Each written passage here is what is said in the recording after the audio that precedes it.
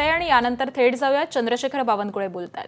नेतृत्वामध्ये या निवडणुकीमध्ये आत्तापर्यंत जो विजय झाला या निवडणुकीचा त्यापेक्षाही मोठा विजय या निवडणुकीमध्ये आपल्याला दिसेल।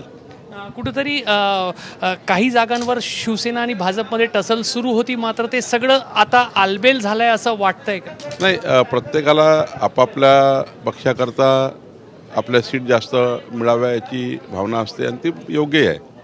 पण योग्य वेळी मात्र जेव्हा आपण एक विचाराने राहतो तेव्हा काही गोष्टी आपल्याला कमी जास्त करून त्या कराव्या लागतात। पण याचा एकच पॅरामीटर होतं की ज्यांच्याकडे जास्त मतदान आहे, म्हणजे ज्या सीट सिटिंग आहे त्या सिटिंगच गेल्या सर्वांना, पण ज्या सीट सिटिंग नव्हत्या, काही काँग्रेसकडे राष्ट्रवादीकडे होत्या, त्या सीटवर मात्र ज्यांच्याकडे जास्त मतदान आहे त्याचा महायुतीवर निर्णय झाला। त्यामुळे सर्वांनी तो सहज मान्य केला। तुम्ही नागपूर जिल्ह्याचं नेतृत्व करता, नागपुरात काँग्रेसचा या क्षणापर्यंत उमेदवार निश्चित झालेला नाही, गडबाजी पुन्हा उफाळून आली आहे। नाही, मोठं बहुमत भारतीय जनता पार्टी शिवसेना महायुतीकडे आहे, मोठं बहुमत आहे। त्यामुळे मला असं वाटतं की हे इतकं मोठं बहुमत आहे की 500च्या वर भाजपा आणि 200 काँग्रेस। मी त्यांना विनंती केली होती की ही सीट अनपोज करता येईल तर बघा।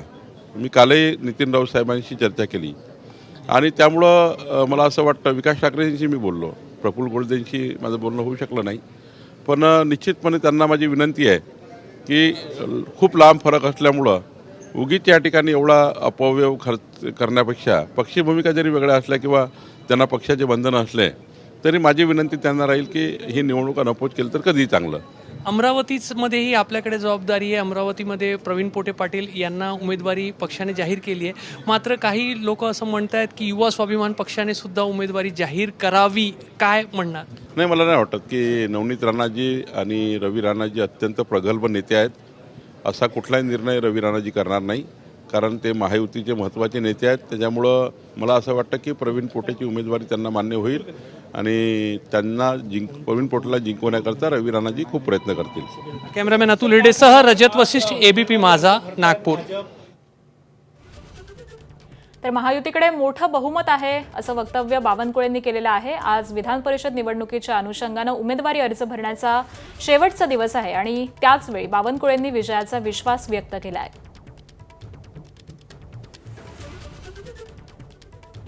महायुतीकडे बहुमत आहे, विरोधकांनी उगाच निवडणूक लढू नये अशी एक प्रकारे खोचक टीका देखील भाजपचे नेते चंद्रशेखर बावनकुळे यांनी केलेली आहे। त्यामुळे महायुतीकडे मोठं बहुमत असल्यामुळे विजयाचा विश्वास आहे असं वक्तव्य बावनकुळेंनी केलंय।